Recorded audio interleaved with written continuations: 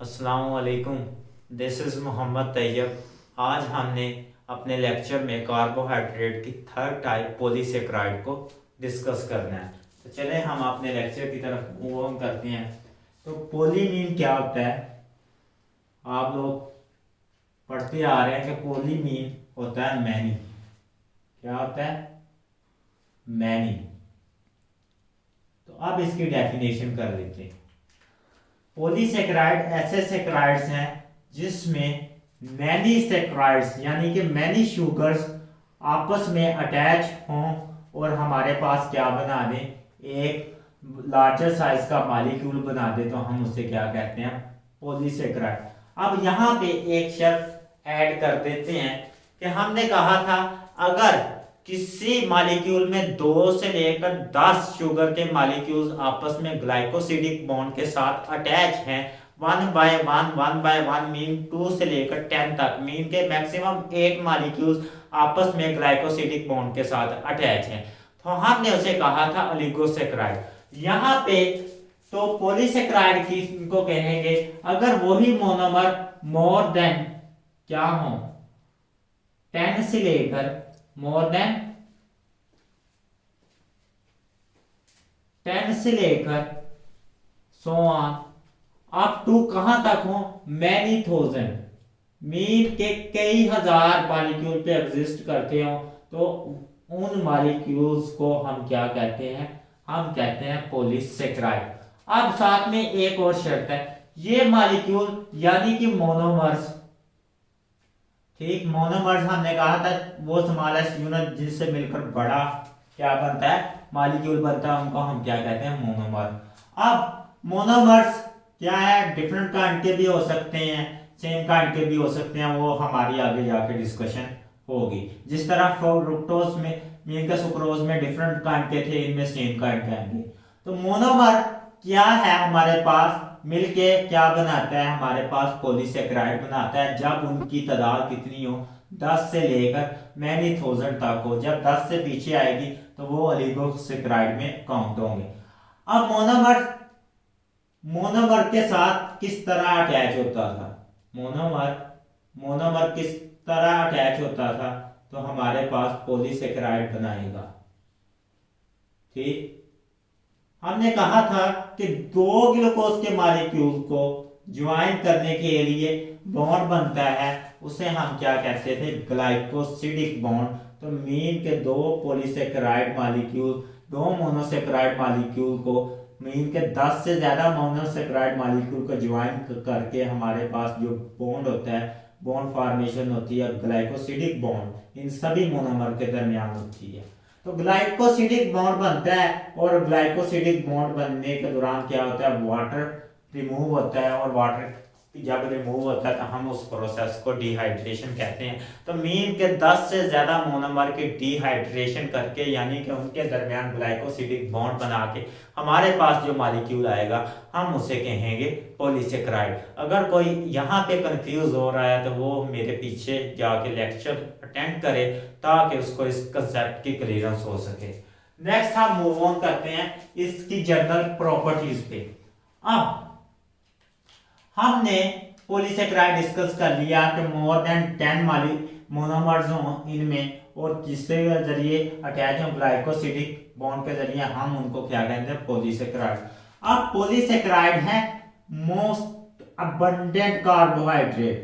अब ये क्वेश्चन आ जाता है पेपर में भी और एंट्री टेस्ट में भी कि मोस्ट अबंडेंट कार्बोहाइड्रेट कौन से हैं? ओलिगोसेकेराइड है या मोनोसेकेराइड है या पॉलीसेकेराइड है? तो हमारे पास जो मोस्ट अबंडेंट कार्बोहाइड्रेट की टाइप है वो है पॉलीसेकेराइड।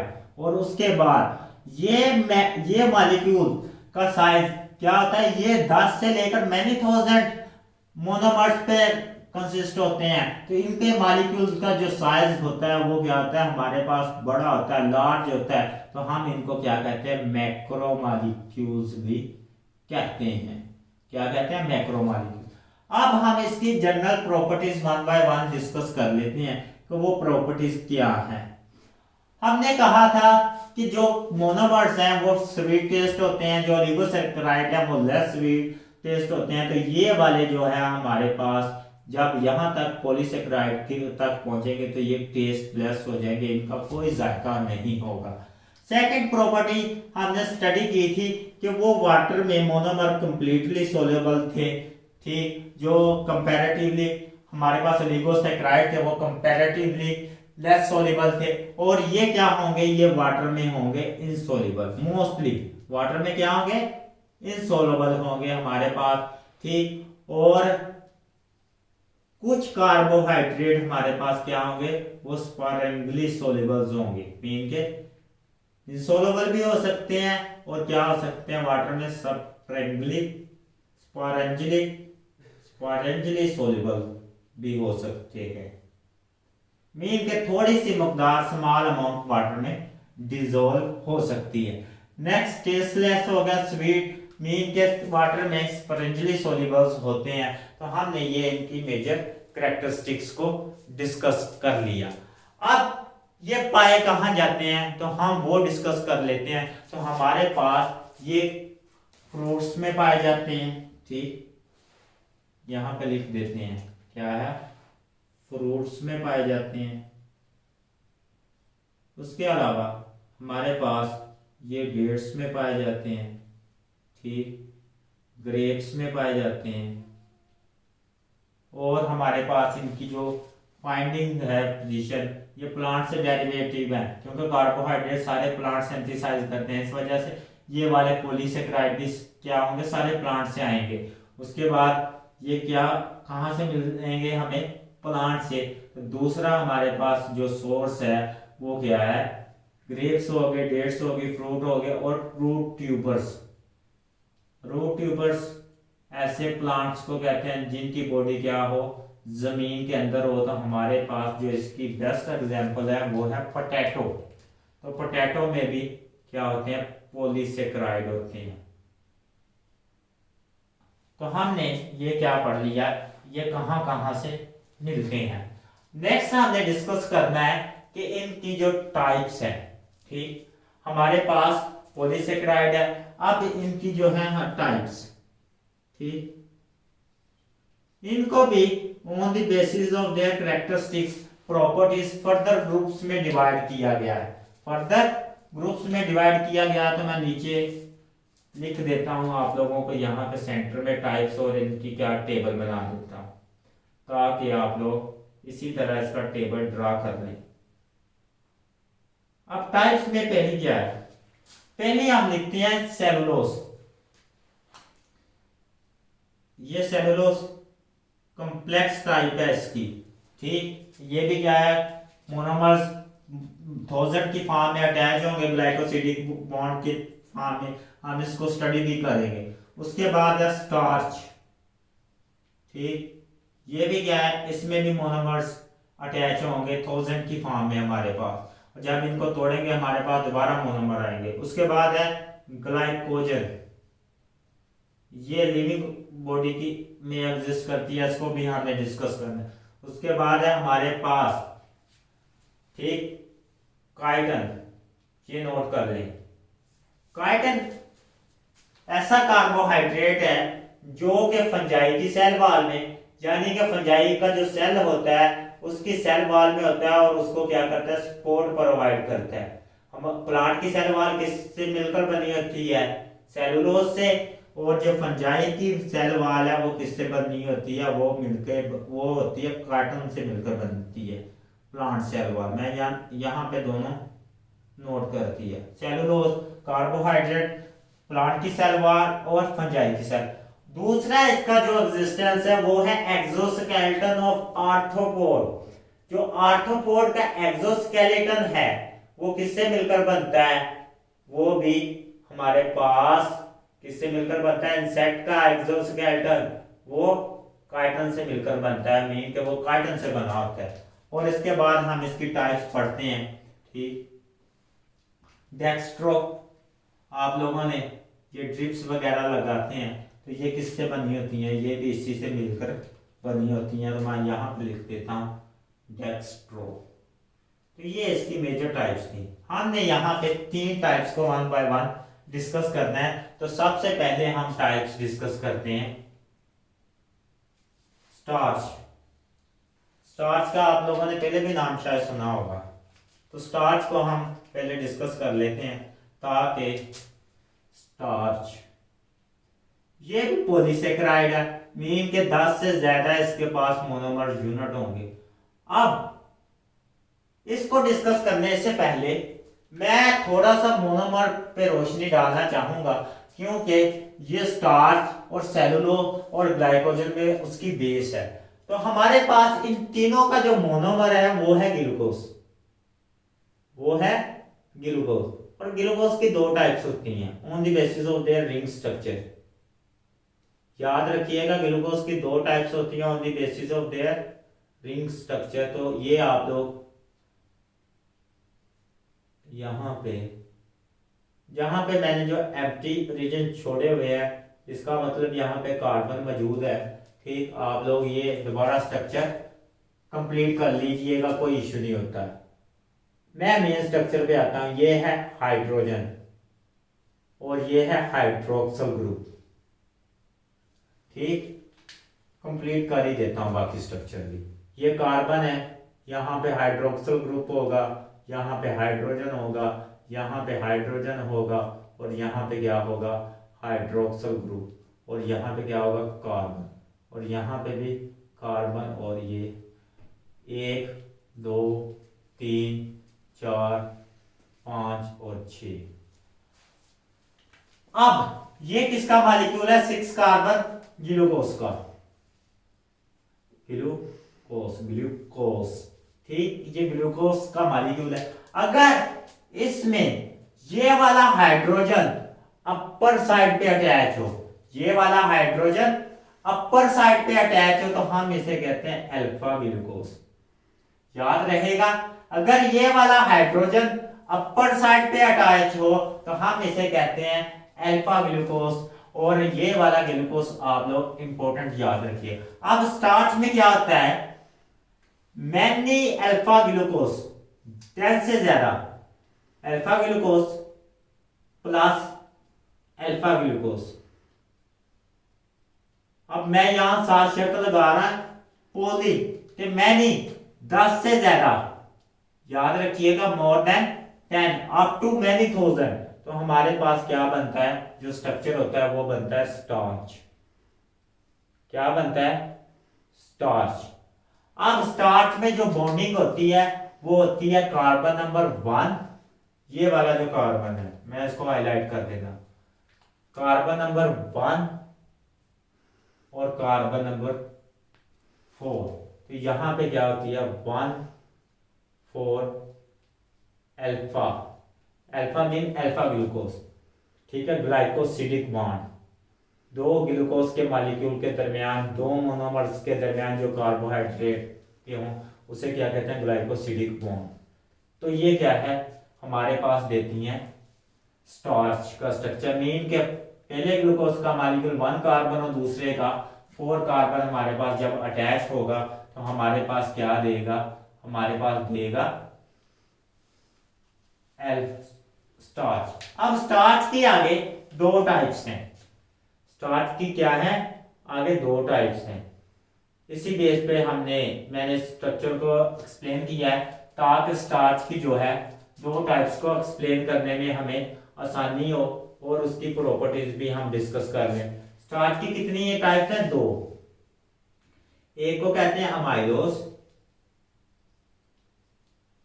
दूसरी को कहते हैं अमाइलोपेक्टिन, माइलोपेक्टिन। इसको कहते हैं अनब्रांच मीन के लीनियर पॉलीमर है ये। इसमें क्या होगा कि ग्लूकोज के जो मॉलिक्यूल्स हैं वो एक चेन में इस तरह अटैच होंगे और इनके दरमियान जो बॉन्ड होगा वो अल्फा 1 4, ठीक, ग्लाइकोसिडिक बॉन्ड होगा, सिडिक बॉन्ड होगा। और इनकी जो प्रॉपर्टीज है, अनब्रांच्ड है क्या लीनियर चेन होगी मैनी ग्लूकोज के मीन के अप टू 1000, ठीक है, मैं 100 का निशान लगा देता हूं, अप टू 1000 मैनी 1000। और इसकी जो प्रॉपर्टीज हैं ये क्या है, हॉट वाटर में स्प्रिंगली सोल्यूबल होती है, स्प्रिंगली सोल्यूबल होती है हॉट वाटर में, Sprüngli soluble in hot water. तो ये इसकी प्रॉपर्टीज थी। तो ये आ गई हमारे पास पहली टाइप स्टार्च की। अब दूसरी टाइप क्या है, इसमें जो ग्लूकोज का मॉलिक्यूल है वो अल्फा ही है, अभी भी मैंने अल्फा ही रखी है। स्टार्च को कहते हैं हम ब्रांच, क्या कहते हैं, ब्रांच पॉलीमर। इसको मैं रेड के साथ राइट करता हूं, ब्रांच पॉलीमर। अब ब्रांच का मतलब क्या है, इसमें डिफरेंट चेन्स होंगी, याद रखिएगा वो लीनियर है तो इसमें चेन्स होंगी। अब चेन्स किस तरह होंगी, ये ग्लूकोज का मॉलिक्यूल है हमारे पास, एक ये है, एक ये है, एक ये है, ठीक है, अप टू मैनी 1000। तो इन ग्लूकोज के मॉलिक्यूल के दरमियान, लीनियर चेन वाले के दरमियान 1,4 ग्लाइकोसिडिक बॉन्ड है। कौन सा 1,4 ग्लाइकोसिडिक बॉन्ड है, 1 और 4 नंबर के कार्बन के दरमियान बॉन्ड बना हुआ है, ये मैंने आइडेंटिफाई कर दिया। अब इसके क्या है, साइड में क्या हो जाता है, ग्लूकोज का मॉलिक्यूल अटैच हो जाता है, साइड पे क्या हो जाती है, चेन अटैच हो जाती है, क्या लीनियर नहीं रहती, ब्रांच हो जाती है, ठीक। और ये वाले जब ये वाला जो बॉन्ड बनता है हमारे पास, तो ये बनता है अल्फा ग्लूकोज ही होता है, अल्फा 1,6 ग्लाइकोसिडिक बॉन्ड, सिडिक बॉन्ड। तो हम ऐसी जो ब्रांच चेन होती है हमारे पास स्टार्च, उसको हम क्या कहते हैं, हम उसको कहते हैं अमाइलोपेक्टिन। और ये हॉट वाटर में भी इनसोल्युबल होती है, क्या हॉट या कोल्ड वाटर में क्या होती है, हॉट वाटर, हॉट और या कोल्ड, ठीक है, गर्म या ठंडे पानी में क्या होगी, इनसोल्युबल होगी। आगे हमने ये प्रॉपर्टीज देख ली, हमने देख लिया इनमें बॉन्ड कौन सा होता है और इसमें ग्लूकोज का कौन सा मॉलिक्यूल पाया जाता है, अल्फा पाया जाता है। तो ये आपकी बुक में डिस्कस नहीं किया, लेकिन मैंने इसको एक्सप्लेन करने के लिए थोड़ा सा, हायर क्लासेस में भी पढ़ेंगे, अगर आपने इनकी टेस्ट की तैयारी करनी है तो ये डिफरेंस आपको आना चाहिए। नेक्स्ट हमने पढ़ना है, स्टार्च पढ़ लिया है, अब हमने पढ़ना है, हमारा डिस्कशन होगी सेलुलोज पे। किस पे, सेलुलोज पे। पहले सेलुलोज कर लेते हैं डिस्कस। तो हमने कहा कि जो कार्बन एटम्स हैं हमारे पास रिंग की फॉर्म में एग्जिस्ट करते हैं। मैं वो दोबारा स्ट्रक्चर ड्रा करने लगा हूं, गौर के साथ देख लीजिएगा। इसमें कार्बन जो स्ट्रक्चर फार्मूला है वो ग्लूकोज का वो डिफरेंट होगा, याद रखिएगा। बाकी सारा सेम होगा, एक जगह पे डिफरेंस आएगा, वो नोट कर लीजिएगा अगर आपने इनकी टेस्ट की तैयारी करनी है। अगर नहीं करनी तो इसको इग्नोर कर दीजिए। सबसे पहले इसमें जो हाइड्रोक्सिल ग्रुप होता है पोजीशन 1 पे, वो होता है अपर साइड पे। वो क्या होता है, अपर साइड पे। और ये कार्बन नंबर पोजीशन 1 शो कर दिया हमने, ठीक है। और ये कार्बन नंबर पोजीशन 4, 1 2 3 4 5 और 6। तो ये कार्बन अगर लिखें बिना तो रिंग में अंडरस्टूड होते हैं, ये कार्बन मौजूद है।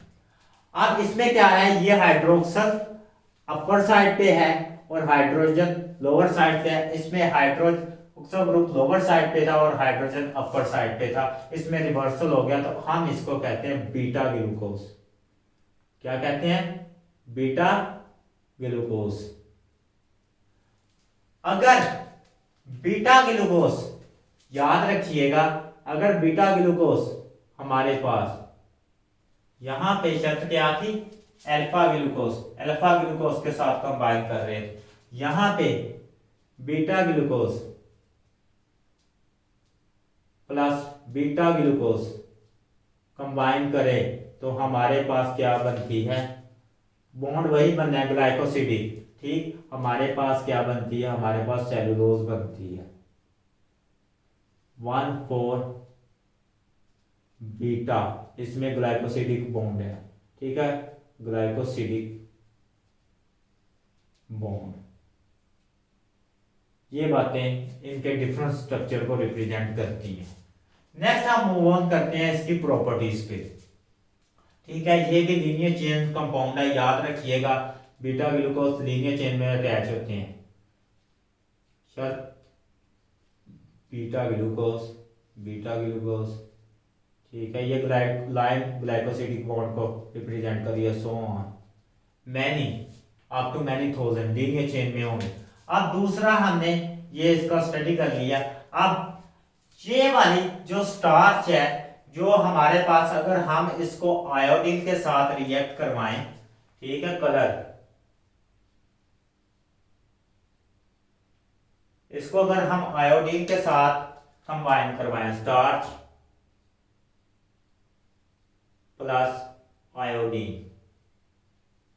तो ये हमारे पास कौन सा कलर देती है, रेड कलर देती है, ओ सॉरी ब्लू कलर देती है, याद रखिएगा। ये पूछ लेते हैं कि टेस्ट में कि आयोडीन जब स्टार्च के साथ रिएक्ट करती है कौन सा कलर देती है, तो लेकिन ये वाली जो है सेलुलोज हमारे पास ये कौन सा कलर देगी, जब इसको हम सेलुलोज को आयोडीन सॉल्यूशन के साथ, कौन सा सॉल्यूशन है, आयोडीन, इसके साथ रिएक्ट करवाएंगे तो ये हमारे पास कोई कलर नहीं देती, नो कलर, ठीक है, मीन के कलर लेस होती है, कलर लेस। अब इसका हम सोर्स देख लेते हैं, सोर्स क्या है हमारे पास, सोर्स तो जो हमारे पास कॉटन है, प्लांट की जो सेल बॉडी है, ठीक है, कॉटन 99% जो है हमारे पास 99% जो कॉटन है ये किसका सोर्स है, सेलुलोज का। उसके बाद हमारे पास जो वुड है वो भी क्या है, वो भी क्या होती है, सेलुलोज से मिलकर बनी होती है। ये इसके चांद सोर्सेज आ गए। अब नेक्स्ट हमने डिस्कस करना है वो है हमारा ग्लाइकोजन, जो इस बुक में डिस्कस किया गया, ग्लाइकोजन। इसका सिंपल है, इसमें अल्फा ग्लूकोज होगा जो कि स्टार्च में प्रेजेंट होता है, अल्फा ग्लूकोज होगा, और ग्लूकोज कितना प्रेजेंट होगा, अप टू मैनी थाउजेंड, ठीक है, plus alpha glucose up to many thousand, और हमारे पास क्या देगा, ग्लाइकोजन। अब इसमें भी अल्फा ग्लूकोज है, इसमें भी अल्फा ग्लूकोज है, इसमें भी मैनी थाउजेंड है, इसमें भी मैनी थाउजेंड है, ठीक है, इसमें भी 1,4 अल्फा 1,4 ग्लाइकोसिडिक लिंकेज है, ग्लाइकोसिडिक लिंकेज है, उसमें भी क्या है 1,4 ग्लाइकोसिडिक लिंकेज है। और इसमें ठीक, इसमें भी ब्रांच स्ट्रक्चर होता है और इसमें भी ब्रांच स्ट्रक्चर होता है, याद रखिएगा, इसमें भी क्या ब्रांच स्ट्रक्चर होता है, अल्फा ग्लूकोज। इसको हम दोबारा ड्रा कर लेते हैं, अल्फा ग्लूकोज का अल्फा ग्लूकोज, ठीक, bond alpha glucose, bond alpha glucose, तो सो ऑन। तो इसके पास भी ब्रांच स्ट्रक्चर होता है, अल्फा ग्लूकोज, अल्फा ग्लूकोज, इसके पास भी ब्रांच स्ट्रक्चर होता है। तो इसकी सारी प्रॉपर्टीज ये वाली माइलोपेक्टिन स्टार्च के साथ मिलती है। लेकिन ये वाला जो होता है ये हमारे पास ग्लाइकोजन, यहां पे मैं नोट कर रहा हूं, हाईली ब्रांच होता है। ये क्या होता है, ये लेस ब्रांच होता है, ये क्या होता है, हाईली ब्रांच्ड होता है, हाईली ब्रांच्ड होता है। अब कितना ब्रांच होता है, आफ्टर 8 to 10 12 8 to 12 मोनोमर्स क्या करती है, ब्रांच बनाता है। हर क्या है 8 से 12 मोनोमर के बाद ये क्या करेगा, एक ब्रांच बनाएगा हमारे पास, याद रखिएगा। तो ये क्या है, ये हाई ब्रांच होता है और ये लेस ब्रांच होता है। और जब ये वाला क्लोरीन कलर क्या देता है, जब ये आयोडीन के साथ रिएक्ट करेगा, मैं यहां पे लिखने लगा हूं ग्लाइकोजन प्लस आयोडीन, इसका रिएक्शन हुआ और ये हमारे पास रेड कलर देता है। कौन सा कलर देता है, रेड। तो ये ग्लाइकोजन की आइडेंटिफिकेशन टेस्ट होते हैं जो हम लैब में परफॉर्म करते हैं। तो अब हमने कहा मोस्ट अबंडेंट जो है हमारे पास जो कार्बोहाइड्रेट की फॉर्म है वो है पॉलीसेकेराइड। अब पॉलीसेकेराइड में जो मोस्ट अबंडेंट कार्बोहाइड्रेट की फॉर्म है वो है हमारे पास सेलुलोज, मोस्ट अबंडेंट है, ये नोट कर लें। ऐसे सवालों से वो कंफ्यूज करता है टेस्ट में। मेन केस में पूछ लेगा मोस्ट अबंडेंट फॉर्म कौन सी है, सेलुलोज है, स्टार्च है हमारे पास, ठीक है, काइटन है हमारे पास, डिफरेंट आपको टाइप्स दे देगा। तो इसमें मोस्ट अबंडेंट जो है वो फॉर्म है वो हमारे पास है सेलुलोज। तो आज का हमारा जो लेक्चर है वो वाइंड अप हुआ यहाँ पे कि हमने पॉलीसेकेराइड को डिस्कस कर लिया। मैंने थोड़े से इसको स्ट्रक्चर को इसलिए एक्सप्लेन करने की कोशिश की क्योंकि आपने हायर क्लासेस में भी पढ़ना है। अगर आपने एंट्री टेस्ट की तैयारी करनी है तो आपको इस पे थोड़ी सी कमांड होनी चाहिए। इंशाल्लाह हम नेक्स्ट लेक्चर रिपोर्ट के साथ आपसे दोबारा हमारी मुलाकात होगी। अल्लाह हाफिज़।